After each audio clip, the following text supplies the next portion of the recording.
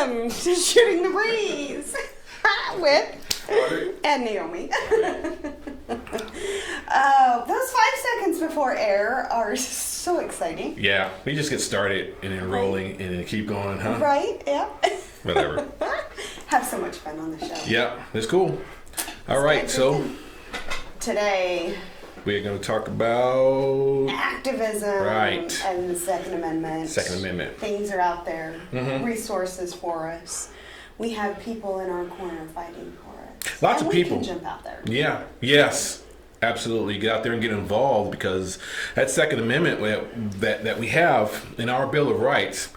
And first, let me say this. The Bill of Rights does not give us our right to self-defense. It does not. It recognizes that and codifies that. So you naturally, as I made the argument before, it's universal. So we all do have a responsibility to participate in this discussion, and with people who don't agree with us. Don't stay in your echo chamber. So everybody get involved at whatever level you feel comfortable getting involved. Absolutely. Bare minimum, go vote. Right. Nothing drives me up the wall more than people not voting. And then complaining about it. We have, I think in our last election was like 23% turnout of voters. It was horrible. Really? Yeah. Oh, that was bad. Yeah, that's bad. Yeah. Dang, it's horrible. So anyway, minimum. I mean, that's anyway.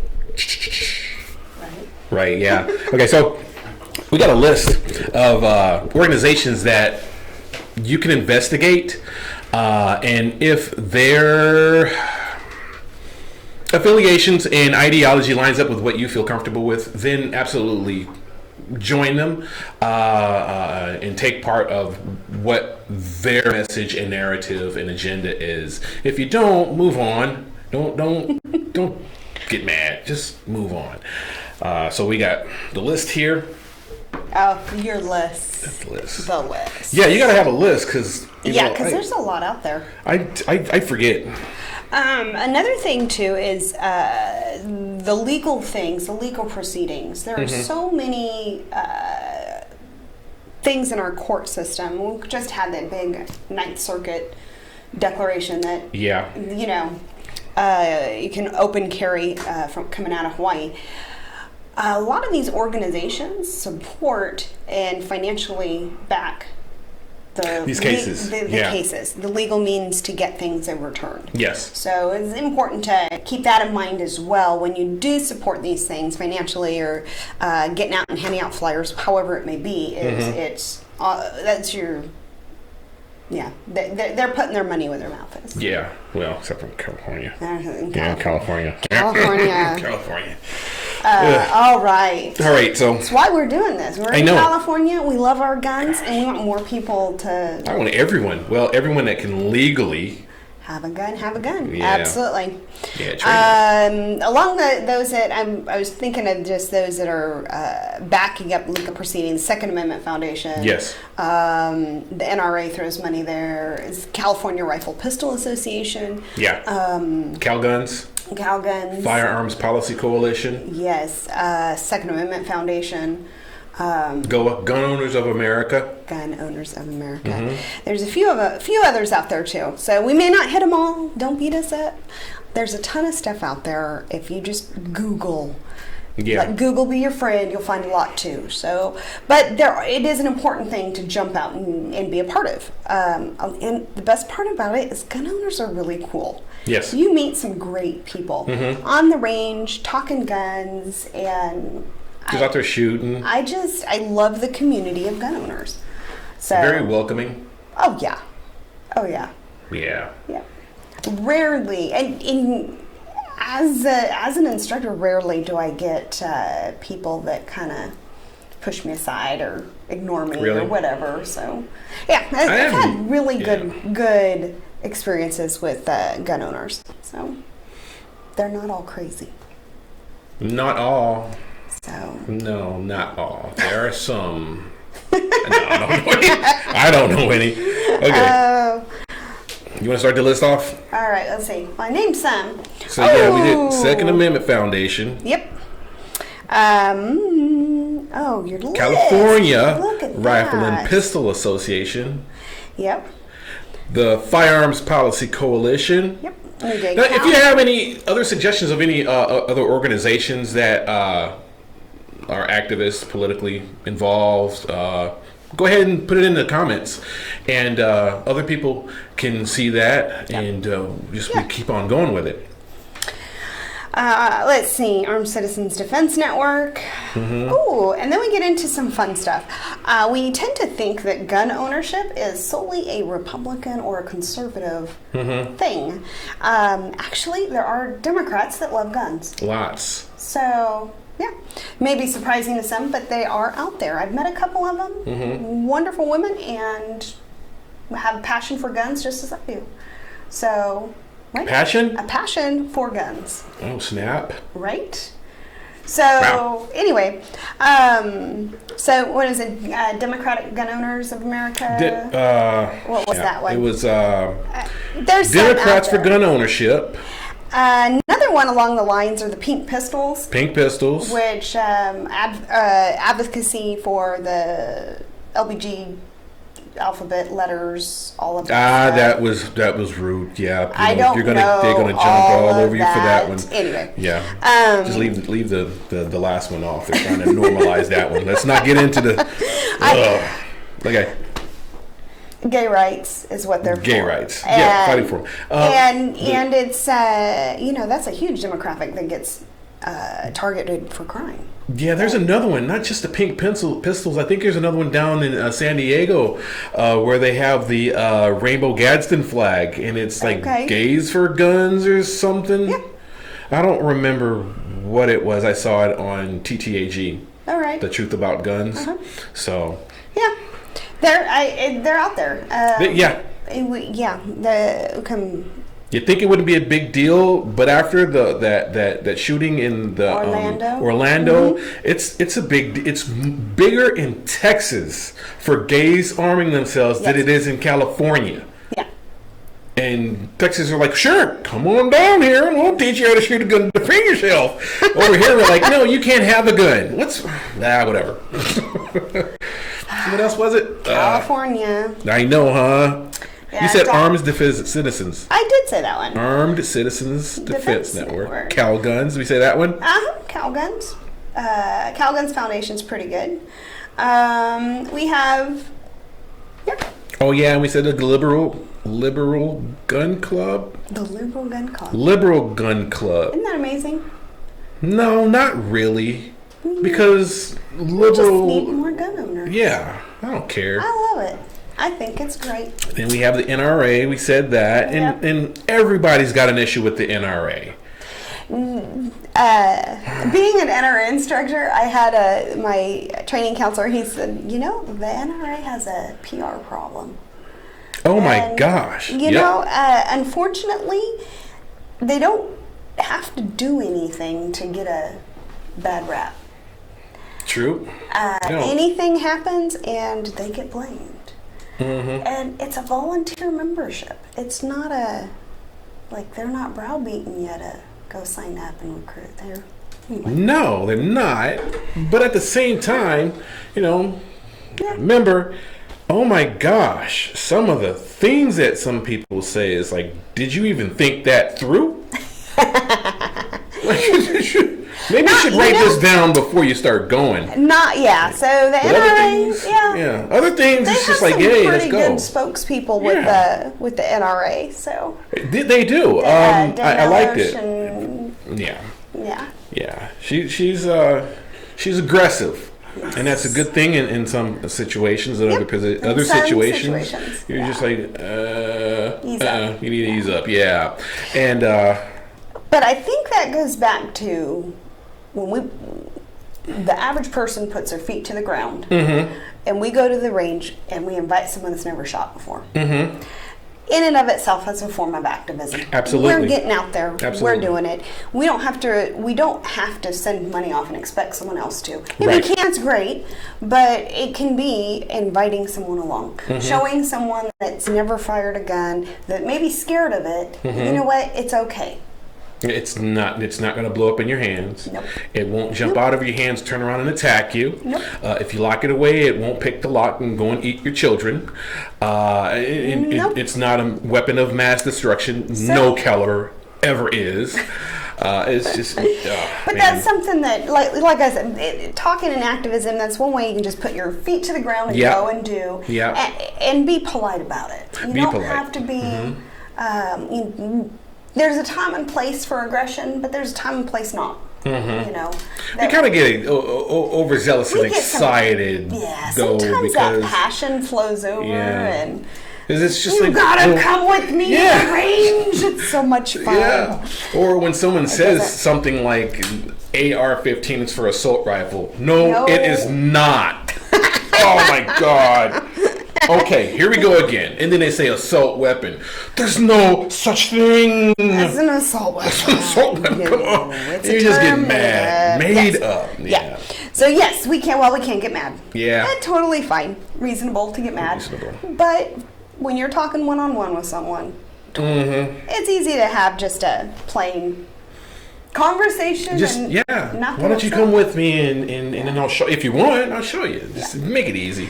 There's a few women's groups out there specific. So the Well-Armed Woman. Yes. Not really activism, although it is more along the lines of getting new shooters out there, having a place for women to educate, equip, and empower. Okay. So we feel do comfortable? Make them feel comfortable with the guns. Get them an opportunity to get out there and shoot. Usually it's with a female firearms instructor as a chapter leader, and women tend to feel more comfortable with other women. Yeah. So we do have a chapter in Bakersfield. Discrimination. And Tehachapi, and there's no discrimination. Is it really now? Really. That's why it's called Well-Armed Woman. Cannot discriminate against anyone. Oh, I'll be there in a tutu. Not really.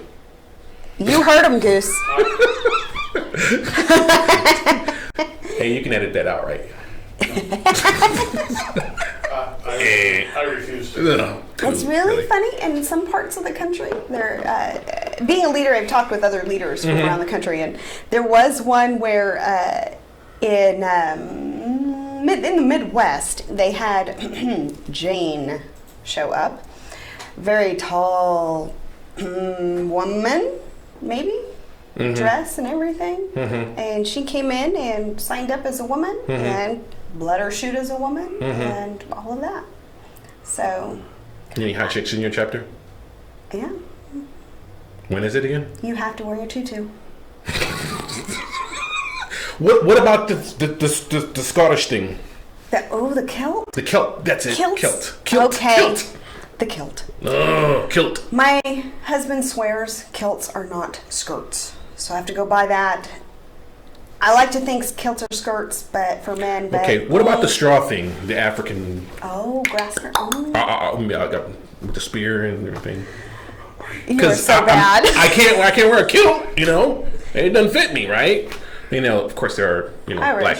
Scottish. That's not Irish. Scottish. It's racist. So, I fit in with the thingy majiggy, you know, with the whatever it's called, and Spears. Then that's actually the Bush people that do that. So. Oh my gracious! Yeah. Whatever, man. However, the gods are crazy. Oh well. Okay. Oh my goodness. We have. Black Guns Matter. Black Guns. Man, that is one. They're on it though. But he's not. I don't think he wants to go nationwide, but he is very local to specific locations, and he's going into the urban communities and talking to those people there and telling them they do have a right and they need to exercise it. So he educates them on the local laws and use of lethal defense and how to carry and goes through safety. It's doing a really good job. Yeah. Yep. Really good job. So it would be nice if Maj Toure would come out to Bakersfield and come on our show, Maj Toure of Black Guns Matter. It's like the fourth time. I don't really want to have to call you out again. And then there's NAGA, National African American Gun Association. I'm going to try and start a chapter here. Nice. And try to get more people involved. It doesn't matter what you look like. You just come on. we all go bang. So I'm going to try to do that. Bang. I like that. We all go bang. You never heard that before? No. Because I had never said it before. Then there's Gun Owners of America. And? We said that. And then Doctors for Responsible Gun Ownership. If you listen to the propaganda, you think that all physicians don't support it, but check out their edc.com. You see a lot of physicians actually carry. All right. Well, I think we're headed to break, Right. and we'll be back in a minute. Okay.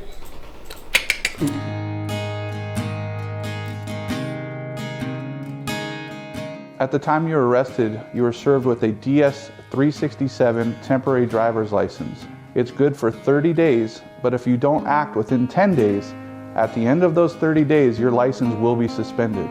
It's important for your lawyer to contact the DMV for you.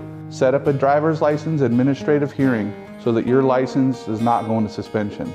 That's something here at Bramer Law we do for you.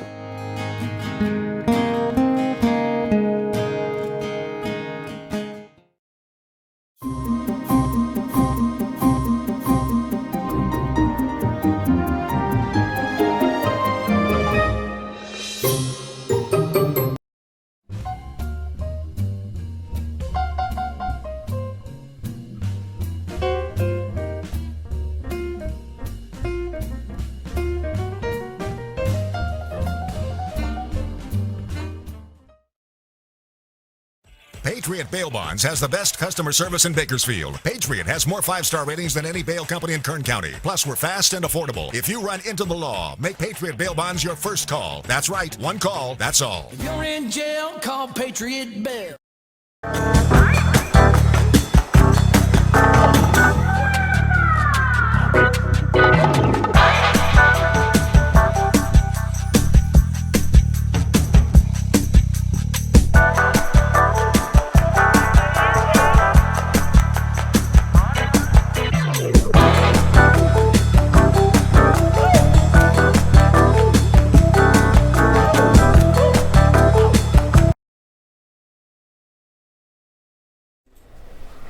Welcome back to Shooting the Breeze with Roderick. And Naomi. Yep. We are trying to get up a special guest. Yeah. Someone Roderick knows, met in Georgia.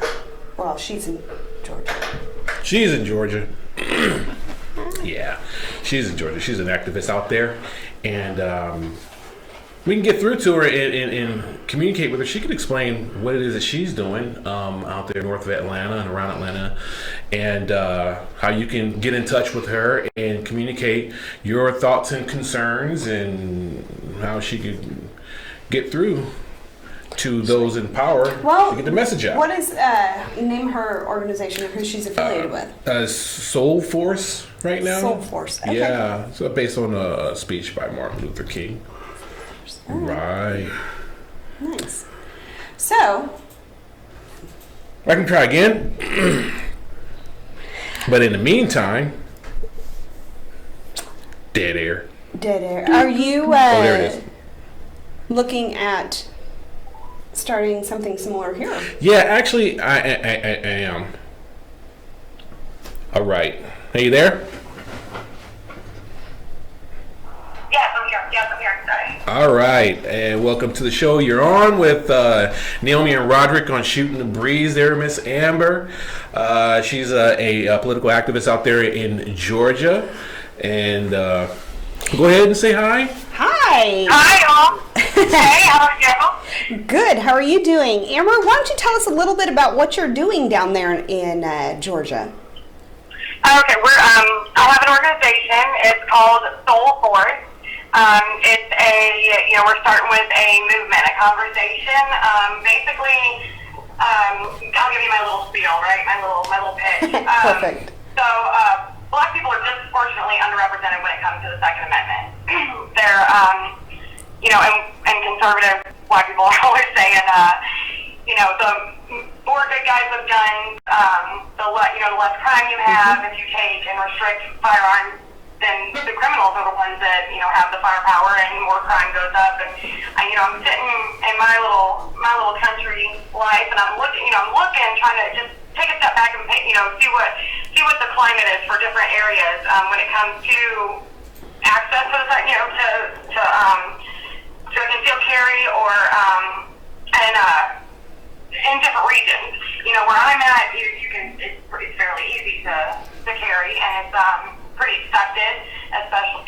white country girl. Nobody looks at me crazy. However, I start thinking about it, and we already see this, right? Like social science experiment. You look at black inner city areas, and good people are not carrying, and the crime is rampant, right? That's the majority where those issues come from when it comes to like gang violence, drugs, all that. So, it kind of got me thinking, why don't we encourage, empower, and educate people in these areas on their Second Amendment, get people that, you generally wouldn't think would be the ones to encourage folks to exercise their Second Amendment, come out in solidarity and say, hey, look, we got you. Like, we all need to, conservatives are constantly saying we have to protect our Second Amendment rights. So I feel like a good way to do that is to put all of these things that we're saying when it comes to good guys with guns, beat bad guys with guns. That's just a general retort that we throw out all the time. Let's put it to test in the inner city. And so my organization I will be training, offering the firearm safety training, concealed carry training classes for folks in these areas because it is extremely expensive. I don't know how. I could barely afford to take a class right now, to be honest. But offering training and then working also on interaction with police, and I know a lot of other organizations do this, but I feel like if we kind of hit it from all angles, we'll have more success, and preventing situations, hostile situations between people in these areas and law enforcement. I feel like one of the main reasons why people aren't carrying is they're scared too. Okay. Right. So after the show, I'm going to get in contact with you and give you ideas for grant money to help offset some of the cost for that. If you've not, anyway, we can talk a little bit more about that too. Absolutely. Money should not be an issue when it comes to protecting yourself. It should not. And it's like, if you take Chicago, for example, they require $150 for your conceal and carry class, and then you have to have 16 hours of concealed and carry, the permit, and you have to have 16 hours of training. So, if you think about, you're looking at what, probably $500 for the 16 hours of training at minimum? Yeah. And then the time that you have to take off work, and it's ridiculous. So yeah, training is for people to be able to exercise their Second Amendment, and I don't even think like $150 for a permit for access to a right is just ridiculous. That's close to what we pay here in Kern County. Yeah. So it continues to add up here. Yeah. So we understand that cost and concern. So it seems like it's pricing people out though. Yes. And that that's part of my complaint as well, is that when you have it priced so high, like you're saying in Chicago and so many other locations, when it's a right, it should basically be free. Now, if I have to pay for administrative costs, then okay, no problem. But $150 for an application and someone sitting there saying, yeah, okay, sounds good, and signing it off, that's not right. So what it looks like is it's just like those red line zones. Mm-hmm. It looks like it's the black codes. It looks like it's all these other different things that have been happening since the end of the Civil War to prevent people of lower income locations to be able to defend themselves. And then when they can, like you said, they're scared to death because the cops don't see it that way. They say, well, you must be a bad guy because you're carrying a gun. Only black bad guys carry guns. No. Yeah. Yeah. Well, and especially, like I said, me being a young white, blonde hair, blue eyed female, me with a firearm on my hip, nobody's messing with me. No officer's going to ask me for my permit. I'm not a threat. And I get to feel safer carrying a firearm. And I feel like it's just not at all acceptable that there are so many people, there is a widely shared fear against, amongst the black community where they feel like they would be target practice if they exercised their Second Amendment right, if they were trying to protect themselves. Yeah. And I feel like it's, basically with my organization, what I'm trying to do is make it to where, bring people out in support of, and, basically kind of call on folks to empower and encourage everybody across the board to be able to exercise their Second Amendment without that fear. The media, Hollywood, all of that have vilified black men with a gun. Like, black men with a gun, that's terrifying, and we need to move away from that. And I feel like it's way overdue. Way overdue. So what steps are you taking right now to do that? You're out there training and going into the inner city and these communities. Right. What exactly are you doing? I mean, just specifics of it. Yeah. Right now, it's a new organization, brand new. I mean, this is a baby.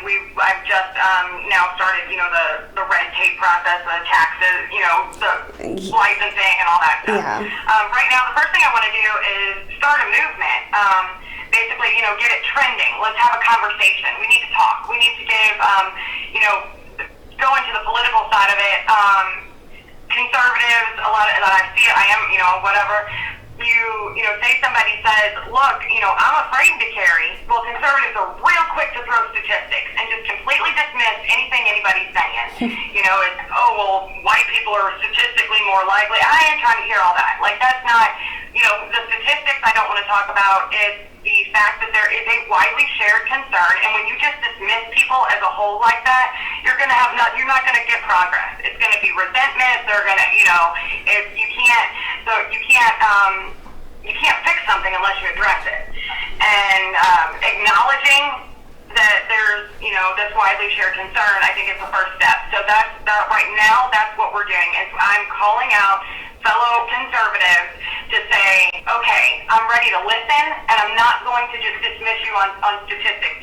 Clearly there's a problem here, whether it be, whether it's justified or not is not something I'm willing to even entertain. I'm wanting to acknowledge the problem and come together and, as one force of, just Americans, black, white, it doesn't matter, just as Americans, and give people a platform finally. Make it to where people are finally being heard. And I feel like just talking to people that I've spoke with and going out into communities and having conversations with people are almost like, it's like they're, they don't even want to waste their time because nobody hears them. And that's not acceptable. It's time that we give people the microphone. All right. I do know, as an instructor here in California, I've actually had a couple of ladies come through, wonderful black woman in particular, who didn't want anyone to know she was carrying. There's social stigmatism to that. So she would come to classes, she'd learn about it and did great with it, but she did not want to let her peers know and her neighborhood know that she carried. So I would like to get to a point where we can invite someone like that, and we were Roderick and I were talking earlier about just taking someone to the range, but breaking down those walls to get people to the range and help them see that they're not alone in liking guns or wanting that Second Amendment protection. Right. So yeah, and I think that's very. And that's kind of my organization. What I want to do is that's the next step is. Have an open event. If you are interested in learning, then let's all do this together. Let's have an event. We even provide, figure out transportation if people need help getting to the range. Because, obviously there aren't a whole lot of ranges and, in some areas. So, just providing that, making it a community event. Let's have a range day. Why can't we? Why not? Why the heck not? And instead of it being, something that people want to keep secret, like we're all going to just go do this together. Make it something fun, promote it, and hopefully that kind of eases some folks' tension on openly supporting that, or, openly supporting being somebody who carries a firearm. all right. Mm-hmm. So I have to say normalize it. Yeah, normalize it. Yeah, that's the word that I like to use. Need. Normalizing black people having firearms. One issue with having the ranges in the urban communities is because most of our urban cities are controlled by the progressives and the ultra-leftist liberals. They don't want to approve ranges and safety and regs and leases. They don't want it there. So that's something that will have to change. But that's at a local level. That's not national, and that's not state. That's getting people involved in their community, like you're saying. Another point is with the training we were talking about before. When you have these training days with people in the community, law enforcement has to be there, not to control, but so that they get to know who it is that's in the doggone communities. Because that's when your argument is that they don't know who they're out there dealing with, and then the people who in the communities don't know who these guys are. They're invading forces. So, and that's the next part of what my organization will be doing is there's several things that we need to work on when it comes to law enforcement. Yeah. And I think, like you said, the biggest thing is we need to build a bond. We need to build personal relationships, be actively involved in the community. I feel like officers need to stay in the same beat every shift. Moving them is not working. And again, normalizing or humanizing people. I know, I'm no secret, I'm a little white girl. Until I actually stepped out of my bubble and went, befriended people that I typically, years ago wouldn't have had the opportunity to get to know. I didn't realize, exactly, I guess I couldn't empathize as much as I do now. It wasn't until I got to know people and, establish relationships, and I feel like that's a big thing that's missing, is that we just, everybody, it's not one side or the other, it's everybody, just gets so used to staying in their norm and doesn't reach out and learn for themselves that these stereotypes are absolutely ridiculous. We're all out here trying to do the same damn thing, and it's, we're trying to just provide for our family and live a happy, healthy lifestyle and do what we can, and it's, once you reach out and have those conversations and, get those connections, it's kind of hard to personalize people. Individualize the people. It's, you do kind of look more like a whole, look at things more of a whole. So once you break down and really get to know people, it's real easy to see just how similar we all are. All right, so apologize, we're getting ready to wrap the show up. I thank you for joining us. I'm going to be in touch with you afterwards. I sent you a friend request on Facebook. So anyway, thank you very much. Thanks for having me. Thank you. All right. Have a blessed day. You too. Okay, thank you too. All right. Bye. And that's it for Shooting the Breeze. Thank you for joining us. Yeah, that was a good show.